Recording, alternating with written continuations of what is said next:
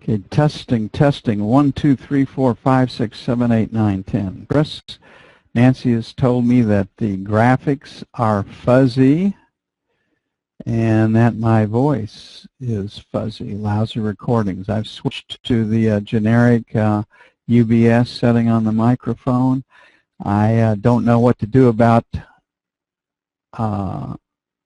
graphics part of it, but we'll see. So testing, testing, 1, 2, 3, 4, 5, 6, 7, 8, 9, 10.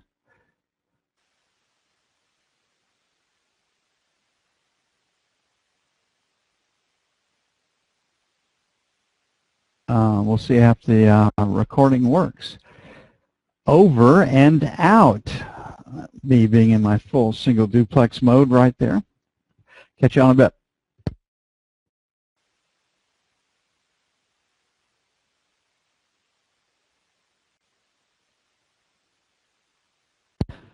Hope everybody had a great weekend. It was delightful here, a little warm for this time of year. We're normally in the 70s, but we've been in the mid-80s and holding. In fact, may even make 90 degrees on Wednesday before the next batch of Canadian air drifts south. The western part of the United States in the long-term forecast is supposed to come under the influence of El Nino, which tends to make the western part of the United States warm, and to the central part and farther south get more moisture, which we will take, and it tends to make the upper Midwest, starting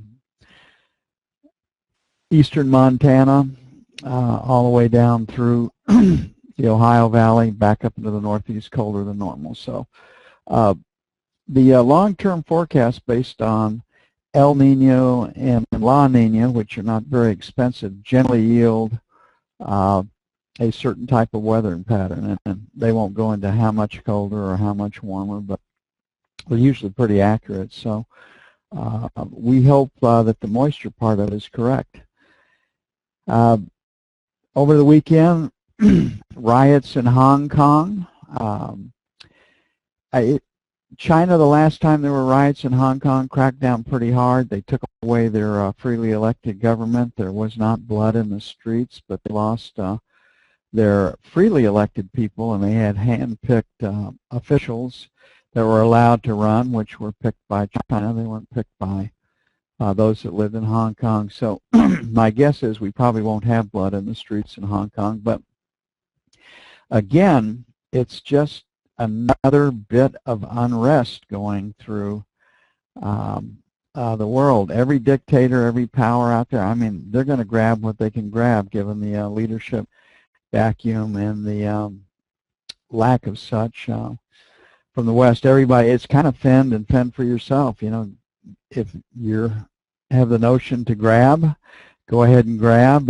If you have the notion to you know, take what you shouldn't take, you're going to do it. You got a 2-year window now after November the 14th until January of 2017 to get what you can get, and these people are not resting on their laurels, so to speak. All of it tests the Western leadership. If I had signed a treaty with anybody, if you'd sign it with any of the NATO members or European members, they don't have the wherewithal to fight a war or to back up the treaties. If you signed it with the United States, who does have that wherewithal, we don't have the will anymore. So if you were going to grab something, now's the time. Crude oil's up a little bit and holding from last week, holding those gains. Gold was actually up from Friday's close a little bit. So the unrest continues. The news out of Liberia is that the Western or the United States troops on the ground in Liberia are getting off to a slow start, and they probably would. I spent a lot of time, relatively speaking, in Liberia. Interesting country. A long time ago, and once you leave about 4 square blocks in Monrovia, things as far as Western amenities go downhill in a hurry. So the objective of the Western Force in Liberia and the other countries where Ebola is broken out is to contain those people that have it in their dwellings, let them not get out amongst the general population. And that takes boots on the ground to make sure those people don't get up and move around. So that's where it'll be going. So the unrest in Hong Kong, I think, is probably the biggest factor in the rally in the financials. Our market is sold. You'd have to relegate Friday's strong rally to short covering end of the week.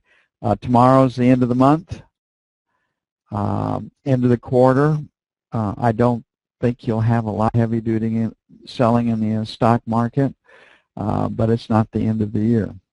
So it could happen. But Hong Kong is being blamed for that. So where are we in this market? Right, you can see in this area right in here. We've got some resistance, so this 23 to 27 will be sell 1. And I think it really is down to which way the stock market's going to go today. And then sell 2 will be 31 to the buck. On the buy side, I'm going to make it 13 to 17. I see pretty good support down 12 to 16. But having said that, depending on where the first rotations go, we may have to move our buy area up to 16 to 20. I don't know. Well, this, hopefully, stock market, the bottom won't fall out because end of the month, end of the quarter. And 5 to 9 will be buy 2. Okay, as far as news goes today, we do have some personal income up 0.3. Personal spending, where the focus will be, plus 0.5. And August usually brings back to school spending, so it's usually a pretty good month for personal spending. We've got pending home sales up 0.8, and the housing numbers, whether you believe them or not, have been stronger than forecast of late. So maybe the real estate market is kicking in after the pool buying has stopped, and then Dallas Fed at 10.3. So I think the focus is personal spending and then the direction of the ES. And right now the ES is selling. So that's it for the note.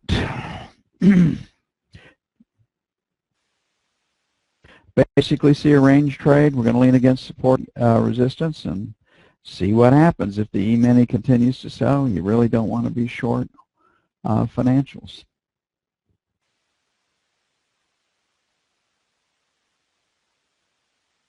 Okay, the knob spread came off about 3/32 over the weekend. Not a great deal, but it did sell.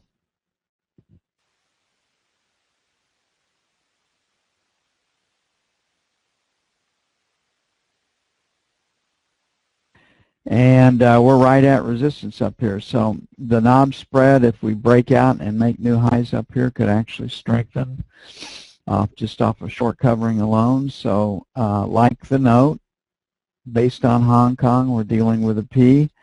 Volume held. Volume is moving higher. We are at resistance, so 7 to 11. I mean, if you're a local, have a local's mindset, you know, this is resistance. I'm going to lean against it. If I'm wrong, I've lost 2 or 3 ticks. The breakout came at 29. We have a new move there, so this 24, 28 is going to be our first little band of support. And if the E-mini stops selling, I think we're going to come back into the range pretty quickly. The area I'm probably most interested in buying is this 17 to 21, so we'll put buy 2 out there. And again, that's just leaning against support. No magic there. The news focus will be the same. Direction of the E-mini, I think, is ultimately what decides today's overall direction. But the news out of Hong Kong in and of itself is supportive. Stock markets sell on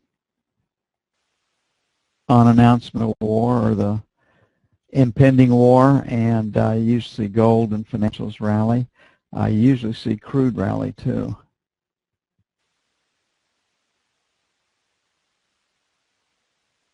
But again, I don't think anybody thinks that anybody will go to war over Hong Kong.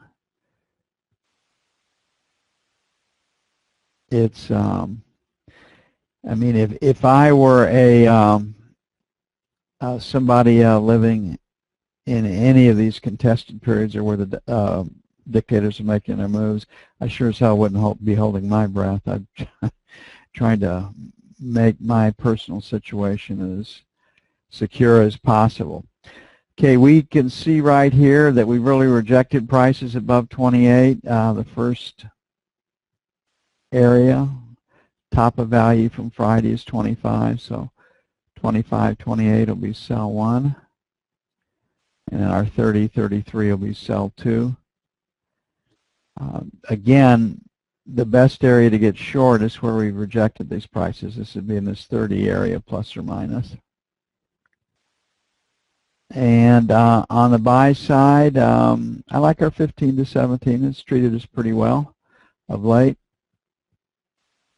And then we can see if the market has rejected prices below 8. We'll make our second buy to 12.10. Again, if things get worse in Hong Kong, if Russia, Ukraine, I think is probably a little bit more germane for gold than the Middle East is, then gold can take off. But I don't think you get, wholesale selling of gold with all this unrest going on around the globe. It's just pretty hard to see anybody dumping their gold positions big time outside of a large player or a central bank. And ironically, central banks, which knock the price of gold down but through intervention, usually buy gold, or they're rumored to be buying gold on those sharp breaks, especially if they're Chinese or Indian or Russian. Okay, crude oil, you can see that volume is moving its way higher. It basically held in the overnight. London's low came in this 92.75 area, so 50 to 75 will be buy one. I mean, that is support. And then we'll make 92, 92 and a quarter, which is a more lucrative area in my mind to get long, basically against 92. Crude moves in $2 to $3 increments, so this 93.75, 94, that would give us, pretty close to a $2 move would be sell 1, and then 94 and a quarter, 94.50 sell 2. But again, the drumbeat of war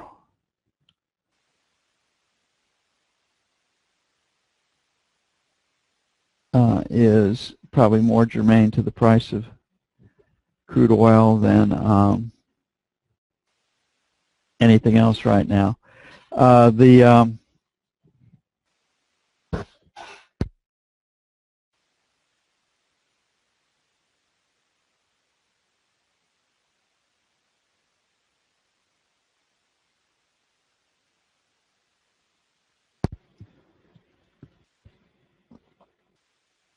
And let me get this number written down here.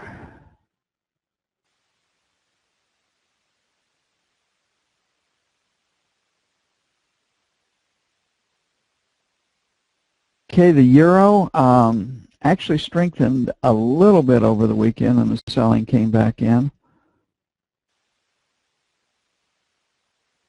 So right here on the euro, coming up off of its lows, this 26.75 area, give or take. We're at 27.10. We've got this spill that came out of the 18 area. So getting stops above this little area right in here, that you see that 20 to 30 area is pretty good resistance. So we'll make 20 to 30, sell 1. I got no trouble getting short the euro. And then 45 to 55 for sell 2. On the buy side, we've got our 75.85. I really don't get too excited about getting long the euro. And then buy 2 will be 50 to 60.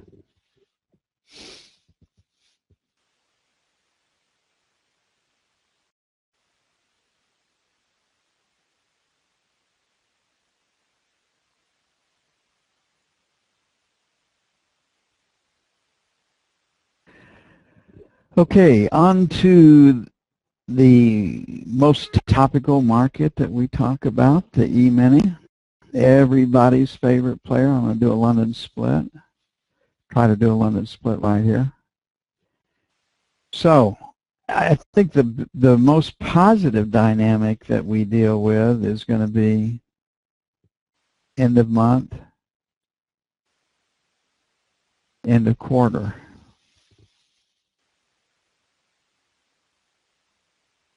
And that will probably keep some of the sellers out of the market. So because of this end of month and a quarter tomorrow, I don't think we're going to see a lot of selling. So I really think that we might find some buying down here in this 60, 62 area just because of that. And then 55, 57 for buy 2. That's really the only reason I have for being long down here is this. On the sell side, we've got we've rejected prices out of the 70 area. We're at 64, so we'll make 69, 71, sell 1, and then 74, 76, sell 2. Basically leaning against resistance. Now, if the market sells today, and that's the direction it's pointed in right now, then perhaps the sentiment has changed a little bit. But the selling started in Asia. You can see it right here. That's Hong Kong's effect. Asia opens up in the A period. It continued in London, and then right before our day session is opened, right in the financials, it's selling too. Okay, personal income. It's usually not the focus, but in the sense of how big it is, what the focus usually is personal spending, because that goes right into the economy.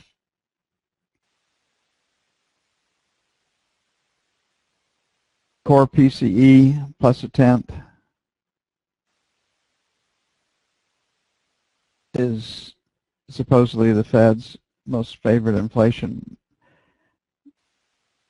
measurement. Pending home sales up 0.8. That's a big increase over where it has been, but the housing starts and permits and sales have been higher than forecast. The Dallas Fed, which no one will pay any attention to, 10.3. The Texas economy is so vital to the growth, what growth we have had in the United States, right up through the center part of the United States, North Dakota down through Texas, because of energy. And the energy prospects for the central part of the United States remain pretty strong, pretty good. So that's what I have for right now. It'll take at least 15 minutes to get everything up and posted. I'll get busy on that right now, and I'll be back with you as soon as possible.